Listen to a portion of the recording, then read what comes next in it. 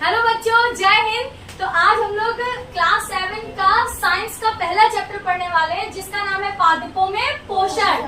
क्या नाम है? पादपों में पोषण। बेटा थोड़ा एनर्जी के साथ, ठीक है। हम इतना एनर्जेटिक है तो आप लोग इतना लुंजी पुंजी क्यों हो? थोड़ा एकदम स्ट्रॉन्ग होके बैठो। हाँ, क्या नाम है चैप्टर का? पादपों में पोषण। तो देखो बाबू, पादप का मतलब क्या होता है, कोई बताएगा मुझे? देखो बाबू, अभी तक आप लोग छोटे थे तो आप लोग पढ़ते थे कि पौधा, वृक्ष, पेड़, ऐसे सब, ठीक है। लेकिन अब क्लास 7 में जब आप लोग आ गए हो तो विज्ञान में पादप का मतलब आपको क्या पढ़ना होगा? पौधा। क्या हो जाएगा? पौधा। यानी कि पौधों में पोषण, पादपों में पोषण। आगे बात समझ में? तो चैप्टर का टाइटल क्लियर है सबको? ठीक है। यानी कि इस चैप्टर में हम लोग पूरा का पूरा पौधों में जो पोषण कैसे उन्हें मिलता है, ठीक है, पेड़ पौधे अपना भोजन किस तरीके से बनाते हैं, ठीक है, ये सारी चीजें एक एक करके हम लोग सारी चीजें समझेंगे, ठीक है। मेन टॉपिक क्या क्या है बाबू? पहले जो देखो, पादपों में पोषण की विधि बताई गई है। फिर प्रकाश संश्लेषण में पौधे अपना भोजन कैसे बनाते हैं वो बताया गया है।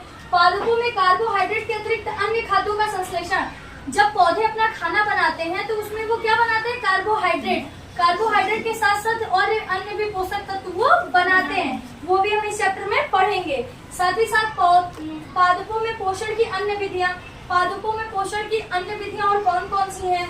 फिर मृतजीवी, मृदा में पोषकों की पुनःपूर्ति किस प्रकार होती है, ये सारे बाबू अभी आप लोगों के ऊपर से उड़ रहा होगा।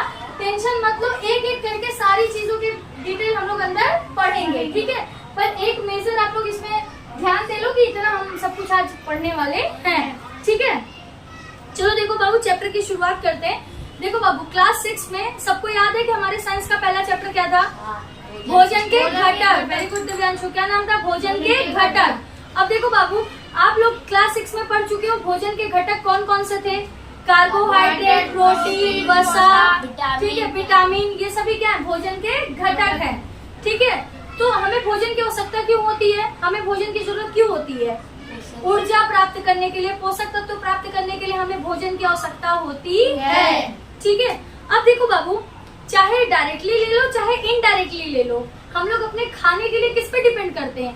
पौधों पर डिपेंड करते हैं। किस पे डिपेंड करते हैं? पौधों पर, ठीक है। जैसा आप सब जानते हो बाबू, जितने भी जीव जंतु होते हैं सबको किसकी जरूरत होती है? भोजन की आवश्यकता होती है। अब देखो बाबू, एक पौधों को छोड़कर जितने भी जीव जंतु या मनुष्य हैं अपने भोजन के लिए किस पे डिपेंड करते हैं? पौधों पे डिपेंड करते हैं, या दूसरा उन पौधों को खाने वाले जीव जंतु पे, ठीक है।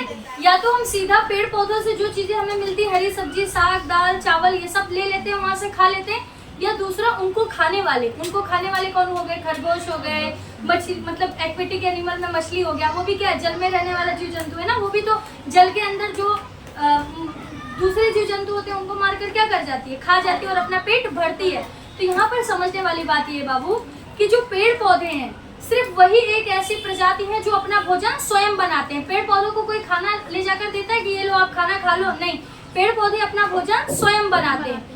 उनसे जो भी चीजें मिलती है वो हमारा भोजन बनती है। पेड़ पौधे से जो हमें मिलता है वो क्या हो जाता है? वो हमारा भोजन हो जाता है। साथ ही साथ उन्हीं पेड़ पौधों से खाने वाले और अन्य जीव जंतु, उनको भी हम मारकर क्या कर जाते हैं? खा जाते हैं। तो हम अपने भोजन के लिए डायरेक्टली और इनडायरेक्टली किस पे डिपेंड करते हैं? पौधों पे। हम क्या खाएंगे? पौधों को खाएंगे, ठीक है ना। हम पौधों से जो चीजें मिली होंगी उसे खाएंगे, और इसी पौधों को खाने वाले अन्य जानवर हम उनको भी क्या करेंगे? खा जाएंगे। तो ये जिंदा रहने के लिए किस पे डिपेंड कर रहा है? पौधों पे। हम जिंदा रहने के लिए किस पे डिपेंड कर रहे हैं?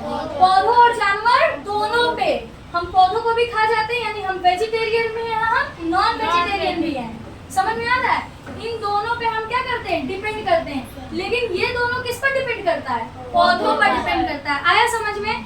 यानी कि चाहे प्रत्यक्ष ले लो चाहे अप्रत्यक्ष तौर पे देख लो, पूरी जो जीव जंतु है वो किस पे डिपेंड करती है? पौधों पे। अगर इस जानवर को इन पौधों द्वारा जो पत्तियां ये खाता है या जो भी चीजें इनके पेट भरने के लिए होती है, अगर इनको नहीं मिलती तो ये जीवित रह पाते? नहीं रह पाते। तो इनको भी ये खा रहे हैं, इनको भी हम खा रहे हैं, लेकिन हम इन दोनों को खा रहे हैं खुद को जीवित रखने के लिए। तो अच्छा, एक बात बताओ, अब इतना क्लियर हो गया? अब सिर्फ जैसा मैंने आप लोगों को बताया, सिर्फ पौधा ही एक प्रजाति है जो अपना भोजन स्वयं बनाती है। स्वयं बनाते हैं? नहीं। देखो बाबू, कुछ बच्चे जब शुरुआती तौर पे ये सारी चीजें पढ़ते हैं ना, तो उनको तो लगता है कि हाँ दीदी हम अपना खाना तो खुद ही बनाते हैं, किचन में जाते हैं, दाल चावल चढ़ाते हैं और खाना पक जाता है। समझ में आ रही है मेरी बात? ये भी आता होगा ना आपके मन में सवाल। तो देखो बाबू, किचन में जाना खाना बनाने वाली बात नहीं हो रही, यहाँ पर बात हो रही है कि नेचर द्वारा, जो प्रकृति है हमारी, उसके द्वारा हमें जो भोजन मिलता है उसकी बात हो रही है। तो क्या नेचर में जो भोजन है वो हम बनाते हैं? नहीं। नेचर पेड़ पौधे दिया हुआ है, इन पेड़ पौधों से हम वो भोजन प्राप्त करते हैं, ठीक है। लेकिन इन पेड़ पौधों को भोजन कौन देता है? ये पेड़ पौधे अपना भोजन स्वयं बनाते हैं। क्लियर है कॉन्सेप्ट? चलो, तो डायरेक्टली और इनडायरेक्टली, प्रत्यक्ष और अप्रत्यक्ष तरीके से हम किस पे निर्भर करते हैं? पौधों पर। किस पे निर्भर करते हैं? पौधों पर। जिन जीव जंतु को भी हम खाते हैं वो भी किस पे डिपेंड करते हैं? पौधों पर। क्लियर है? चलो अगला देखो बाबू, अगला है पादपों में पोषण विधि। पहली हेडिंग आपकी क्या है? पादपों में पोषण विधि। अब इधर देखो बाबू, आप लोगों को पता है कि पौधे भोजन कैसे बनाते हैं। उनको हमारे वातावरण में उपस्थित कार्बन डाइऑक्साइड गैस लेते हैं, ठीक है, नीचे से जल और खनिज लेते हैं, इनकी पत्तियों में क्लोरोफिल पाया जाता है और सूर्य की रोशनी पड़ती है तो उन क्लोरोफिल से क्या पैदा होता है? ऊर्जा पैदा होता है, ठीक है। क्लोरोफिल क्या करती है? सूर्य की रोशनी से ऊर्जा पैदा करती है। इन सब की उपस्थिति में एक पौधा अपना भोजन बनाता है। जैसे जब आप किचन में जाते हो तो दाल लिए, नमक लिए, पानी लिए, तो कुकर करके चढ़ा देते हो, वैसे ही एक पौधे को भोजन बनाने के लिए क्या क्या चाहिए? जल, खनिज, कार्बन डाइऑक्साइड और सूर्य का प्रकाश और पत्तियों में उपस्थित क्लोरोफिल। इन सारी चीजों की जरूरत होती है, ठीक है। किसी के मन में कोई सवाल है? नहीं। ठीक है, चलो आगे देखते हैं बाबू। अब देखो बाबू, जो पोषक तत्व हम ग्रहण करते हैं ये हमारे लिए क्यों जरूरी है? तो हमारे शरीर की वृद्धि के लिए, कहीं अगर हमें चोट वोट लग गई है तो उनके रख रखाव के लिए हमें किसकी जरूरत होती है? पोषक तत्व की आवश्यकता होती है, ठीक है। हम भोजन क्यों करते हैं? एक तो ऊर्जा प्राप्त करने के लिए, खुद की वृद्धि के लिए, और तीसरी चीज क्या है? कहीं हमें अगर चोट वोट लग जाती है तो उसको रिकवरी करवाने के लिए, यानी कि जितना हम हेल्दी और जितना हेल्दी और प्रोटीन युक्त हम खाना खाएंगे, विटामिन युक्त खाना खाएंगे, उतनी जल्दी हम क्या होंगे? ठीक होंगे। इसीलिए जब चोट वोट लगती है तो मम्मी लोग जूस पिलाना, है ना, नारियल पानी पिलाना, ये सारी चीजें शुरू कर देती है, जिससे जितनी जल्दी हमें पोषक तत्व तो मिलेगा उतनी जल्दी हम क्या हो जाएंगे? ठीक हो जाएंगे, ठीक है। अब देखो बाबू, पौधे अपना भोजन स्वयं बनाते हैं, तो ऐसे पौधे जो अपना भोजन स्वयं बनाते हैं उनको हम क्या कहते हैं? स्वपोषी कहते हैं। क्या कहते हैं? स्वपोषी। क्या कहते हैं? स्वपोषी। पोषी का मतलब होता है बाबू जो खुद का पोषण कर ले। स्व का मतलब खुद के द्वारा, खुद के द्वारा जो खुद का पोषण कर ले उसको हम क्या कहते हैं? स्वपोषी, ठीक है।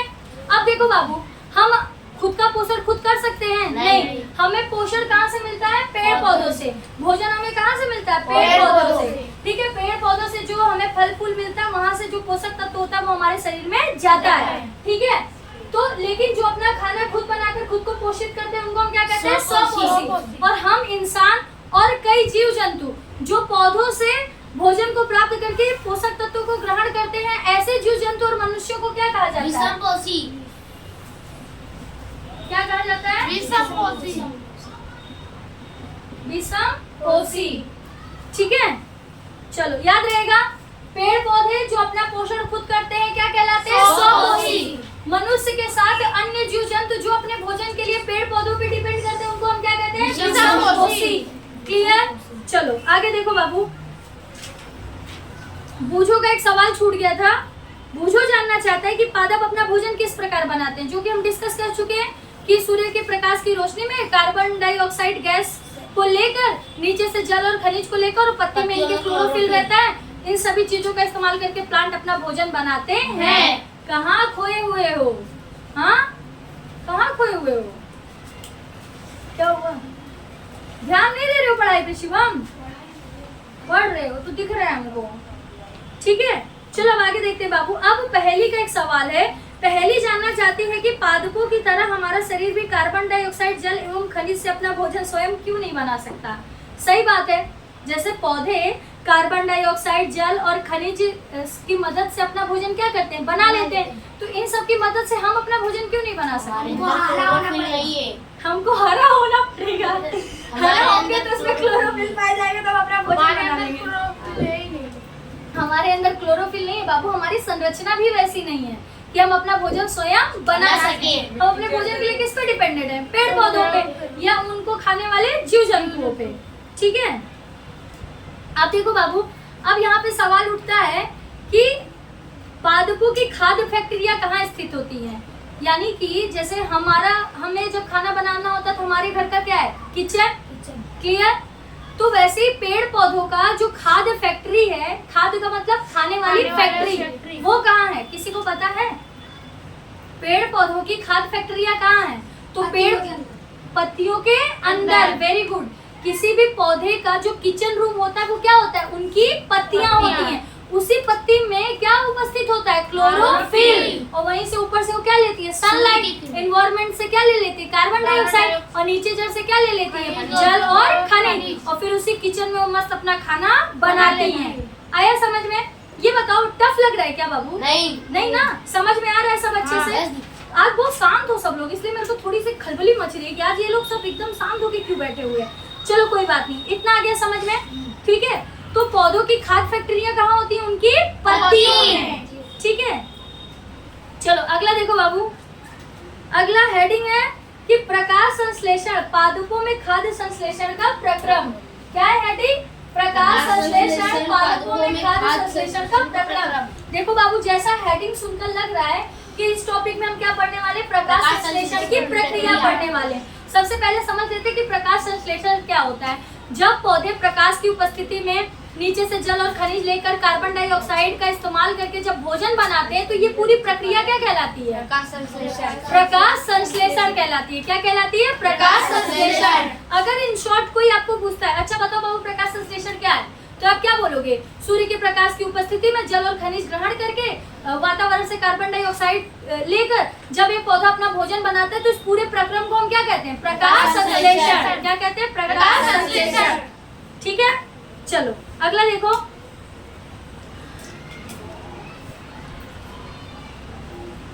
अब देखो बाबू, जब पत्ती को अपना भोजन बनाना होता है तो सबसे पहले जैसे हमें खाना बनाना होता है तो हम अपना सारा सामान कहाँ रख देते? किचन के रैक में। वहां से फिर दाल निकाल लिए, नमक डाल लिए, पानी ले लिए टोटी से ना, सारी चीजें लेके फिर हम अपना खाना बनाना शुरू कर देते हैं। सेम यही प्रोसेस होता है, पत्तियों को भी करना पड़ता है।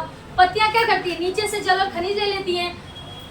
हमारे वातावरण में जो कार्बन डाइऑक्साइड गैस है, देखो बाबू, जो पत्तियां होती है ना, पत्तियों के ऊपर छोटे छोटे छेद होते हैं, जिसे हम कहते हैं छिद्र रंध्र। क्या कहते हैं? छिद्र रंध्र। छिद्र रंध्र। ठीक है, छिद्र रंध्र। अब देखो बाबू, ऐसे जब आप देखोगे ना तो पत्तियां आपको चिकनी चिकनी लगेंगी, है ना, लेकिन एक्चुअल में उनमें क्या होता है? छोटे छोटे पोर्स होते हैं, छोटे छोटे छेद होते हैं। ठीक है, हिल रहा है बाबू।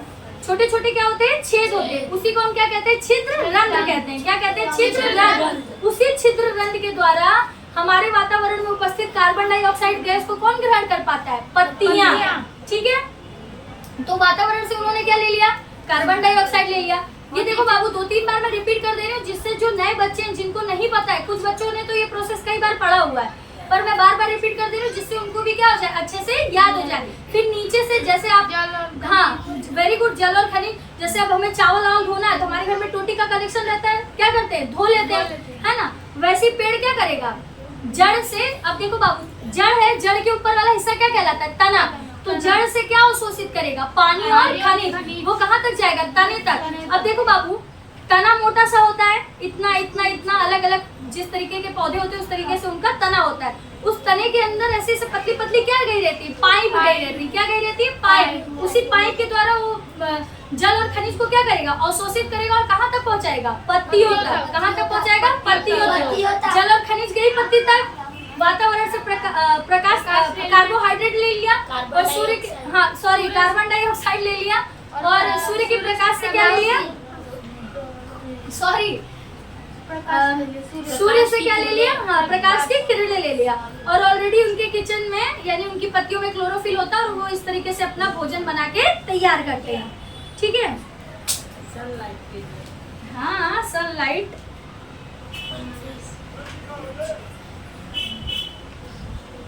अब देखो बाबू, आप लोगों ने ये देखा हुआ है ना, ये चीज आपके दिमाग में क्लियर हो रही है ना? ये क्या है? पेड़ है और ये क्या है? जड़ें हैं। ना। अब इन जड़ों के द्वारा वाहिकाएं गई हुई है बाबू। वाहिकाओं का मतलब समझ रहे हो? नाली, हाँ नाली। नली ना। हाँ। और समझो इसमें एक पत्ती लगी हुई है। देखो बाबू हम बहुत अच्छा तो ड्रॉ और नहीं कर पाते, पर देख लो इस पौधे में क्या लगी हुई है? पत्ती। और इस पत्ती में भी ऐसे ऐसे पतली पतली क्या गई हुई है? वाहिकाएं। तो जड़ से इन वाहिकाओं ने जल और खनिज को लिया, फिर तनों से डालियों में गई और डालियों में फिर छोटी छोटी पत्तियां लगी होती है, फिर ऐसे ऐसे करके वो पत्तियों तक पहुंचती है। जैसे आपके घर में पानी की टंकी होती है, फिर कई पाइपें इस रूम उस रूम उस रूम सब जगह पहुंचा दी जाती है, वैसे यहाँ से भी इस जड़ के द्वारा क्या है? पतली पतली वाहिकाएं इन पेड़ पौधों में सब जगह गई हुई रहती है ना। तो जो पत्ती वाला हिस्सा रहता है वहां तक इस तरीके से ये सारी चीजें पहुंच पाती हैं। क्लियर है? चलो शुक्ला जी बहुत बातें हो रही हैं। बेटा आप बहुत शरीफ हो, बहुत सीधे हो। बदमाशी हो भी शुक्ला जी कर सकते हैं क्या? कतई ना। चलो तो इतना क्लियर हो गया बाबू कि प्रकाश की उपस्थिति में एक पौधा अपना भोजन कैसे बनाता है। ठीक है नरसिम्हा बताओ ना, एक पत्ती को अपना भोजन बनाने के लिए किन किन चीजों की जरूरत होती है? नहीं नरसिम्हा मुझे जवाब देंगे, रुक जाओ शुरू। कार्बन डाइऑक्साइड, प्रकार के सूर्य हाँ सूर्य की किरणें, जल एवं खनिज, जल एवं खनिज, और पानी। जल तो पानी को ही कहेंगे ना बाबू। जल और खनिज ले लिया, ऊपर से कार्बन डाइऑक्साइड वातावरण से ले लिया, सूर्य की किरणें आ गई, और खुद उनके पास क्या रहता है? क्लोरोफिल। उन्हीं की उपस्थिति में एक पौधा अपना भोजन बनाता है। सारे नाम याद है ना? चलो आगे बढ़ते हैं बाबू। अब पहेली का एक सवाल है। पहेली जानना चाहती है कि पत्तियों में ऐसी क्या विशेषता है कि वे खाद्य पदार्थों का संश्लेषण कर सकती हैं, परंतु पादपों के दूसरे भाग नहीं। अब देखो बाबू, पौधों के और भागों में प्रकाश संश्लेषण की प्रक्रिया क्यों नहीं हो सकती? जैसे कि तने में, या और कुछ बताओ, जड़ों में, या और कहीं उसके फल फूल में, ऐसे सब जगह क्यों प्रकाश संश्लेषण की प्रक्रिया नहीं हो पाती है? प्रकाश संश्लेषण की प्रक्रिया सिर्फ पत्तियों में ही क्यों संभव है? जवाब दो। कुछ हुआ क्या? जवाब दो। क्या हुआ? हाँ? ये तो खतरनाक गंदे बच्चे था। क्या दीदी? सबके साथ क्या दीदी कर रहे हैं? एक बात बताओ, पहेली का सवाल क्या था? सुने सब लोग, पहेली का सवाल था कि सिर्फ प्रकाश संश्लेषण की प्रक्रिया सिर्फ पत्तियों में ही क्यों हो सकती है, किसी पौधे के अन्य भागों में क्यों नहीं हो सकती है? क्योंकि पत्तियों के अंदर क्लोरोफिल, क्योंकि पत्तियों के अंदर क्लोरोफिल होता है। लेकिन यहीं पर एक चीज और क्लियर कर देना चाहते हैं बाबू, कुछ पौधे ऐसे होते हैं, ठीक है, जिनकी पत्तियों का रंग भूरे, बैगनी, पीले, गुलाबी इस तरीके के होते हैं। उनमें प्रकाश संश्लेषण की प्रक्रिया कैसे होती है? तो उनमें जो भी हिस्सा उनका हरा होता है, चाहे उनका तना हो गया, चाहे उनकी शाखाएं हो गई, उस हिस्से से फिर प्रकाश संश्लेषण की प्रक्रिया संभव होती है। ठीक है? ठीक है।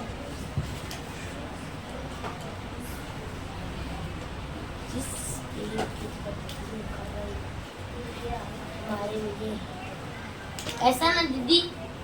हाँ बाबू, हाँ हाँ ये बैगनी हरा कलर आ तो गया।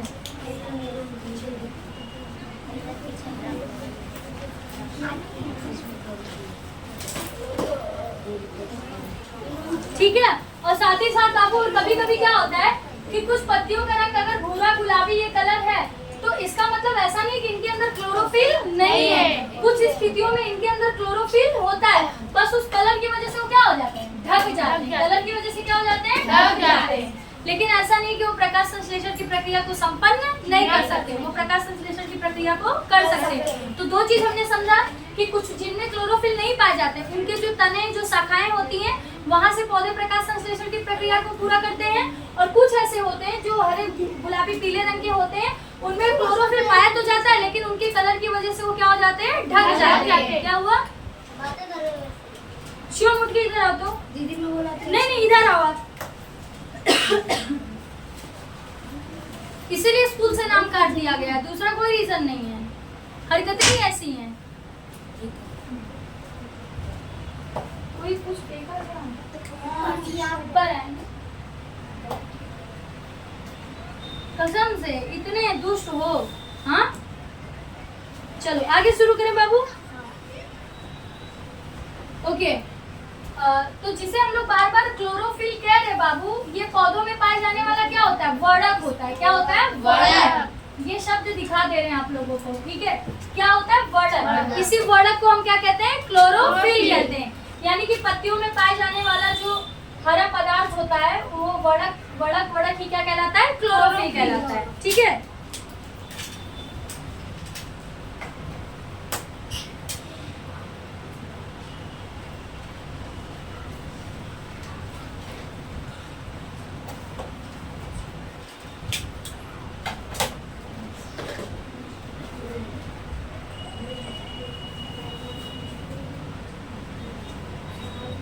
ठीक है बाबू, तो इस तरीके से पौधे अपना भोजन बनाते हैं। सभी जीवों के लिए सूर्य ऊर्जा का चरम स्रोत है। यानी कि जितने भी जीव जंतु हैं बाबू, उन सबका चरम स्रोत क्या है? सूर्य है। अब इसको ध्यान से समझना। हमें भोजन कहाँ से मिला? पौधों से। जानवरों को भोजन कहाँ से मिला? पौधों से। पौधे किसकी उपस्थिति में अपना भोजन बना पाते हैं? सूर्य। अगर ये नहीं होता तो इनका भोजन बनता नहीं। इनका भोजन नहीं बनता तो हम खा पाते? नहीं। हम नहीं खा पाते, ये खा पाते? नहीं। कोई नहीं खा पाता, ठीक है? तो सबका जो ऊर्जा का जो चरम स्रोत है वो क्या है? सूर्य। क्लियर? चलो आगे देखो। अगर ये प्रकाश संश्लेषण की प्रक्रिया नहीं होगी तो पौधे कभी अपना भोजन नहीं बना पाएंगे, ठीक है? अब देखो बाबू, इतना हम लोगों ने समझ लिया कि अब खाना बना कैसे, क्या क्या चीज की जरूरत हुई, ठीक है? पत्तियों में हरा वर्णक होता है, जिसको कौन सा वर्णक होता है? हरा वर्णक, जिसे हम क्या कहते हैं? क्लोरोफिल कहते हैं, ठीक है? क्लोरोफिल, है ना? क्या कहते हैं? क्लोरोफिल कहते हैं। ये सब हम लोगों ने पढ़ लिया। अब देखो बाबू, अब जब इनका खाना बनता है तो उसमें से दो चीजें निकलती हैं। क्या निकलती हैं? दो चीजें। जब इनका खाना तैयार हो जाता है तो खाना बनाते समय यानी कि प्रकाश संश्लेषण की प्रक्रिया करते समय ये क्या निकालते हैं? Oxygen gas. क्या निकालते हैं? Oxygen gas. दूसरी एक और चीज बनती है, वो है कार्बोहाइड्रेट। क्या बनता है? कार्बोहाइड्रेट। ठीक है?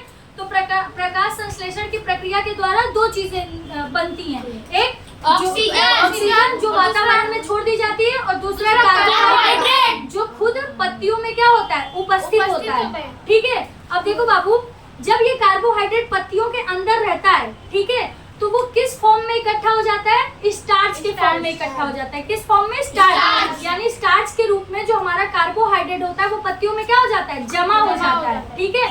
तो अगर जब भी आप पत्ती को काटो, चीरो, अगर उसमें से कार्बोहाइड्रेट निकल रहा है, यानी कि अगर उसमें से स्टार्च निकल रहा है, तब आप समझ जाओगे कि प्रकाश संश्लेषण की प्रक्रिया क्या हो गई है? पूरी हो गई है, ठीक है?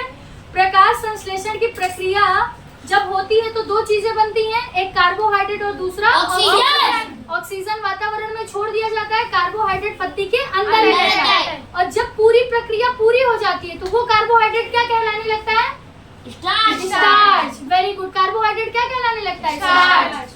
कार्बोहाइड्रेट बन के रेडी हुआ, जब पूरी प्रक्रिया पूरी हो गई तो कार्बोहाइड्रेट अब क्या कहा जाएगा? स्टार्च कहा जाएगा। क्लियर है कॉन्सेप्ट? ठीक है? जब तक बना, अब जैसे देखो, आपको पता है जो हम खाते हैं, जैसे धान की कुटाई हुई, उसमें से क्या निकला? चावल। चावल को हमने क्या किया? पकाया। लेकिन जब हम खाते हैं तो क्या वो चावल कहलाता है? नहीं। तब वो क्या कहलाता है? भात। क्या कहलाता है? भात। लेकिन हम सब बोलते हैं कि हम क्या खा रहे हैं? चावल। जबकि वो चावल नहीं कहलाएगा। शुद्ध हिंदी में भी उसको क्या कहा जाएगा? भात ही कहा जाएगा। चावल कच्चा चावल होता है, लेकिन पक जाने के बाद वो क्या हो जाएगा? भात। वैसे ही जब ये प्रकाश संश्लेषण की प्रक्रिया हो रही होती है तो जो बनता है वो क्या होता है? कार्बोहाइड्रेट। और जब प्रकाश संश्लेषण की प्रक्रिया पूरी हो जाती है तो क्या बनकर तैयार हो जाता है? स्टार्च, जिसे हिंदी में मंड भी कहते हैं। क्या कहते हैं? मंड। ठीक है? तो अगर स्टार्च कहीं पर बोला जाए या मंड, तो याद रखना दोनों एक ही चीज है। इंग्लिश में स्टार्च कहते हैं, ठीक है, और हिंदी में मंड कहते हैं। क्लियर? चलो अब देखो बाबू, आप में एक छोटा सा ऐसा लिखा हुआ है, उसको ऑब्जर्व करो। Carbohydrate, carbon dioxide, sorry carbohydrate मुंह से निकल गया, कार्बन डाइऑक्साइड जल, और सूर्य का प्रकाश और क्लोरोफिल। इधर देखो, भोजन बनाने के लिए किसकी जरूरत होती है? कार्बन डाइऑक्साइड की, जल की, सूर्य के प्रकाश की और क्लोरोफिल की। इन सब की जरूरत हुई। अब इनसे निकल कर क्या आया? कार्बोहाइड्रेट और ऑक्सीजन। कार्बोहाइड्रेट और ऑक्सीजन। इक्वल टू करके देखो लिखा हुआ कार्बोहाइड्रेट प्लस ऑक्सीजन। हो गया? अच्छे से समझ में आ गया ये? हाँ ठीक है। बाबू इतना चिल्ला क्यों रहे हो? बोली किसी में हिम्मत। अरे एनर्जेटिक रहने के लिए बोला, लेकिन अब इतना भी नहीं कि पेट ही खाली कर दो 1 घंटे के अंदर। लंबा चैप्टर है, चलेगा अभी थोड़ा और लिखना अपना जगह बनाने। ठीक है चलो अब ये देखो बाबू फिगर आप लोग ऑब्जर्व कर लो। एक पत्ती है, पत्ती में देखो रंध्र है, द्वार कोशिकाएं हैं, क्लोरोफिल है ना, ये सब दिखा आप लोगों को। फिर नीचे देखो प्रोसेस देख लो, नीचे से क्या लिया जा रहा है? जल एवं खनिज। और पत्तियों में क्या पाया जाता है? क्लोरोफिल।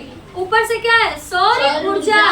और वातावरण यानी कि हमारे आसपास से क्या लिया जा रहा है? Carbon dioxide. क्लियर है पूरा फिगर? चलो आगे बढ़े।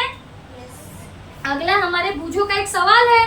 बूझों ने देखा कि कुछ पादपों की पत्तियां गहरी लाल, बैगनी और भूरे रंग की होती हैं। वह जानना चाहता है कि क्या इन पत्तियों में भी प्रकाश संश्लेषण होता है?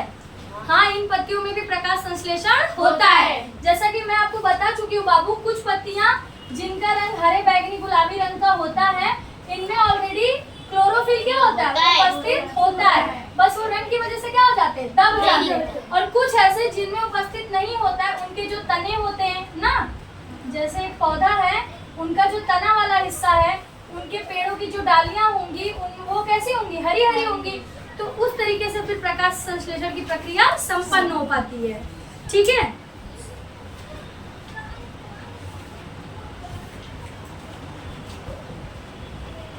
अब देखो बाबू, आप लोगों को पता है मरुस्थलीय, मरुस्थली का मतलब जानते हो?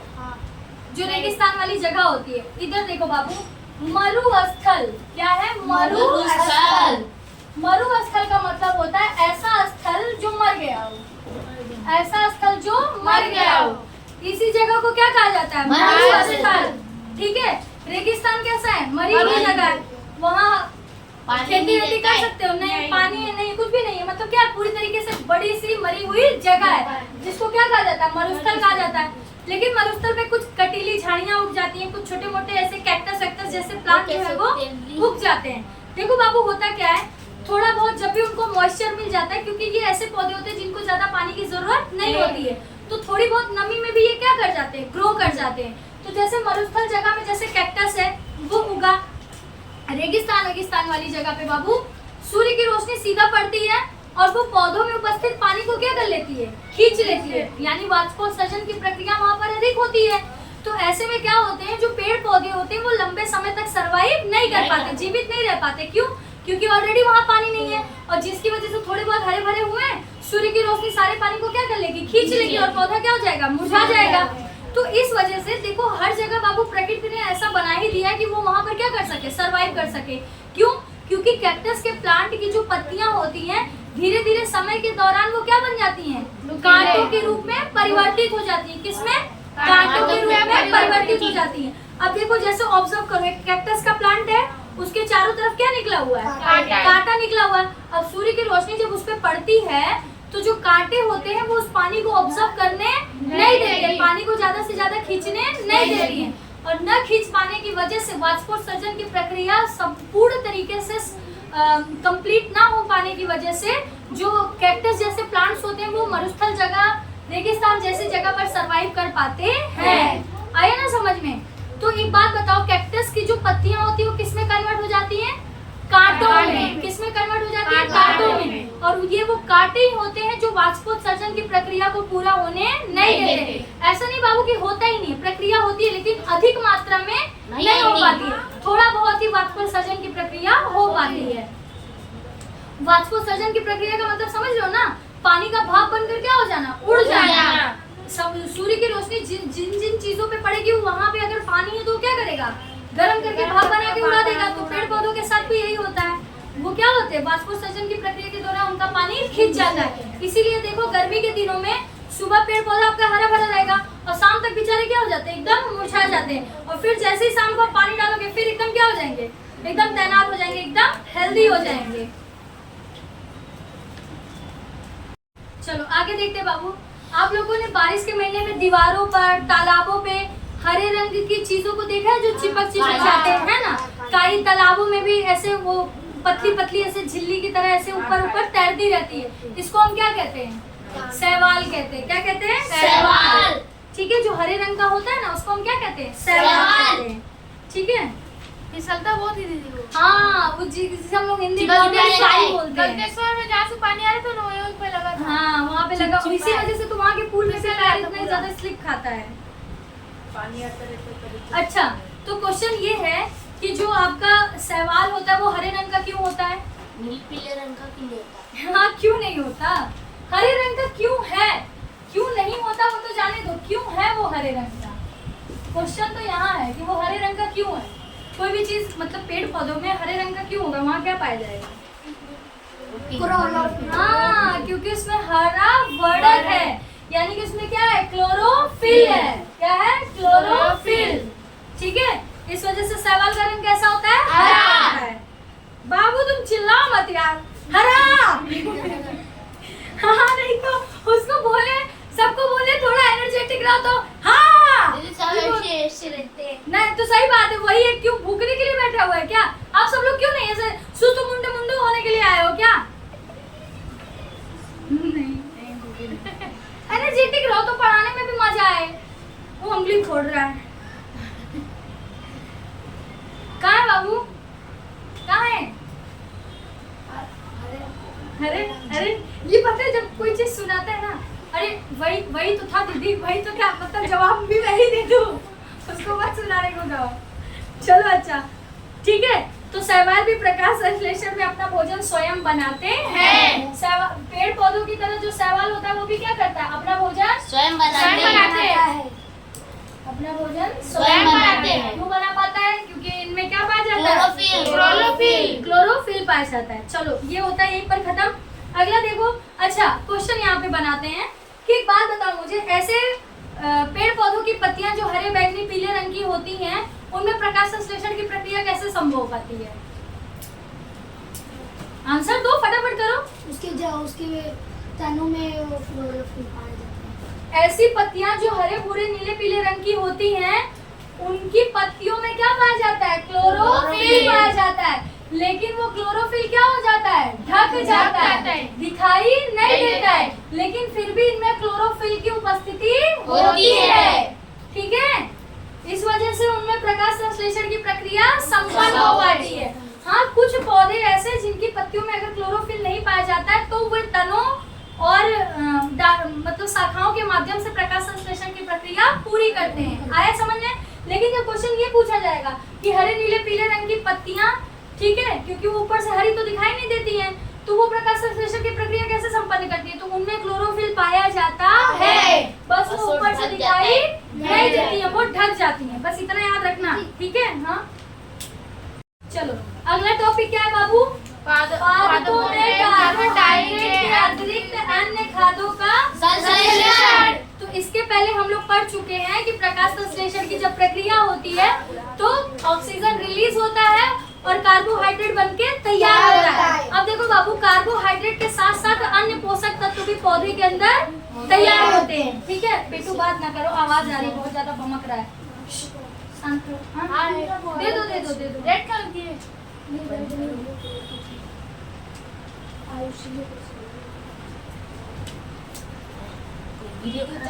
बंद क्यों नहीं किया? अरे कोई बात नहीं है, ठीक है, लाइव क्लास है तो थोड़ा बहुत तो चलता रहेगा ना, इतना क्या टेंशन ले रहे हो? वो थोड़ा हड़बड़ी में आएगा तो मुझे लगा सब ठीक तो है। ठीक है, तो अन्य खाद्यों का संश्लेषण कैसे होता है वो समझते हैं। ठीक है, कार्बोहाइड्रेट तो आ गया समझ में कि कार्बोहाइड्रेट कैसे बनके तैयार होता है। ठीक है, चलो अगला देखो बाबू।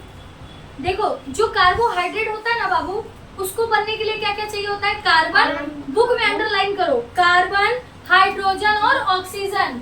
कार्बोहाइड्रेट को बनने के लिए क्या क्या चाहिए? कार्बन, हाइड्रोजन, कार्बन, हाइड्रोजन और हाइड्रोजन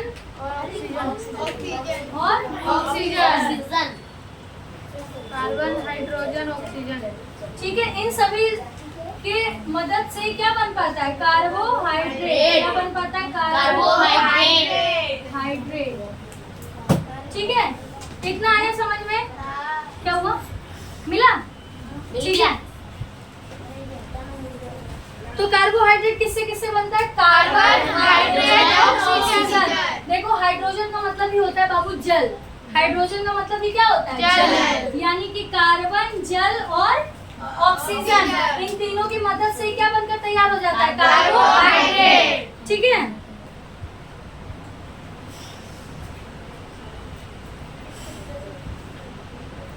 अब देखो बाबू, लेकिन अगर किसी पौधे के अंदर अगर प्रोटीन बनाना होगा तो प्रोटीन कैसा है? एक नाइट्रोजन, क्या कर रहे हो? प्रोटीन कैसा है? नाइट्रोजनी पदार्थ है। प्रोटीन क्या है? नाइट्रोजनी पदार्थ है। ध्यान से समझना, कार्बोहाइड्रेट को बनने के लिए कार्बन, हाइड्रोजन और ऑक्सीजन की जरूरत थी, ठीक है। लेकिन देखो, आप लोगों ने क्लास 6 में पढ़ा था कि पोषक के तत्व कौन कौन से? कार्बोहाइड्रेट, प्रोटीन, वसा, विटामिन, खनिज, ये सभी, ठीक है। तो इन तीनों की मदद से क्या बनकर तैयार हुआ? कार्बोहाइड्रेट। लेकिन प्रोटीन क्या है? एक नाइट्रोजनी पदार्थ है, यानी कि प्रोटीन को बनने के लिए किसकी जरूरत होगी? नाइट्रोजन की जरूरत होगी। किसकी जरूरत होगी? नाइट्रोजन की। ठीक है, अब देखो बाबू, पौधों की खास बात कहें या खराब बात कहें? कि खराब बात कहते हैं। हाँ, खराब बात ना, क्यों? क्योंकि वो हमारे वातावरण में 78% नाइट्रोजन गैस होती है, लेकिन वो डायरेक्ट जैसे वो कार्बन डाइऑक्साइड गैस को क्या करते हैं? डायरेक्टली ले लेते हैं, लेकिन नाइट्रोजन गैस को वो डायरेक्टली नहीं ले पाते हैं। ये व्यवस्था उनके अंदर नहीं है, ये सुविधा उनको नहीं दी गई है। तो अगर पेड़ पौधों को नाइट्रोजन चाहिए होगा, क्यों नाइट्रोजन चाहिए? प्रोटीन बनाने के लिए, क्योंकि कार्बोहाइड्रेट बनाने के लिए तो ये 3 चीज चाहिए था। बेटा अगर समझना नहीं तो मैं डंडा लेके पीटना चालू कर दूंगी। क्या कर रहे हो? क्या दिक्कत हुई है? तो क्या चल रहा है यहाँ? अगर एक चीज भी का जवाब नहीं दे पाए ना तो देख लेना, बैठ के जो रटा रहे हैं, दिमाग काम करता है कि नहीं? उनके साथ आप क्यों लगे पड़े हुए हो? ये बोल रहे हैं खसक जगह नहीं होगी। खसक जगह तो खसक जाओ ना, उसको इतना बड़ा मुद्दा बनाने की क्या जरूरत है? 1 घंटे से खसक ही रहे हो आप लोग। जाओ, यहाँ बता रहे तो खसको, ये करो वो करो, आधे घंटे से खिचिर कर रहे हैं। कार्बोहाइड्रेट बनाने के लिए किस किस चीज की जरूरत होती है? आप देख लो बोर्ड पे, कार्बन, हाइड्रोजन और ऑक्सीजन। हाँ, कार्बन, हाइड्रोजन और ऑक्सीजन। वैसे ही पत्तियों के अंदर प्रोटीन बनाने के लिए क्या चाहिए? नाइट्रोजन चाहिए। क्यों? क्योंकि प्रोटीन क्या है? एक नाइट्रोजनिक पदार्थ है। क्या है? नाइट्रोजनिक पदार्थ। तो उसको उसको प्रोटीन बनाने के लिए किसकी जरूरत होगी? नाइट्रोजन की जरूरत होगी। ठीक है, अब मैंने क्या बताया कि जैसे वो कार्बन डाइऑक्साइड गैस को डायरेक्ट इन्वायरमेंट से रिसीव कर लेता है, वैसे वो नाइट्रोजन गैस को मतलब ग्रहण नहीं कर पाता है। तो उसको नाइट्रोजन गैस मिलेगा कैसे? तो पौधे को नाइट्रोजन गैस कैसे मिलेगा? देखो बाबू, फिर होता क्या है कि इन पौधों के जड़ों में कुछ जीवाणु पाए जाते हैं। ठीक है, उन जीवाणुओं में एक जीवाणु है जिसका नाम है राइजोबियम। क्या नाम है? राइजोबियम। ये राइजोबियम क्या करते हैं? हमारे वातावरण में उपस्थित नाइट्रोजन गैस को ग्रहण करते हैं। ठीक है, तो आया समझ में?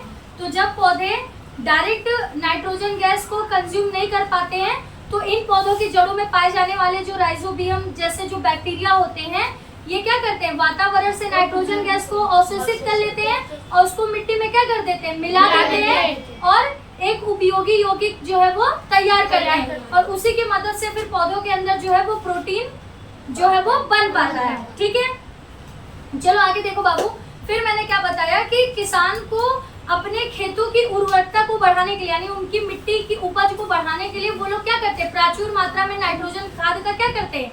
छिड़काव करते हैं। ठीक है, जिससे उनकी मिट्टी और ज्यादा उपजाऊ हो जाए और फसलों का उत्पादन जो है वो अच्छे से हो।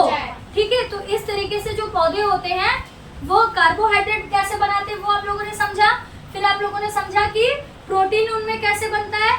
उसमें भी खास प्रोसेस क्या था कि प्रोटीन बिना नाइट्रोजन के नहीं बन पाएगा, और नाइट्रोजन कैसे उनको मिलेगा वो समझ में आया। वो डायरेक्ट इन्वायरमेंट से नहीं ले पाएंगे, तो उनके जड़ों में पाए जाने वाले जो बैक्टीरिया होते हैं वो नाइट्रोजन गैस को अवशोषित करेंगे। उसके बाद उसको मिट्टी में मिला के एक उपयोगी यौगिक तैयार करेंगे। फिर उस उपयोगी यौगिक के द्वारा पौधे जो है वो प्रोटीन बनाते हैं। इस तरीके से कार्बोहाइड्रेट, प्रोटीन और वसा जो है वो पौधों के अंदर संश्लेषित होता है, यानी बनकर तैयार होता है। क्लियर है कॉन्सेप्ट? चलो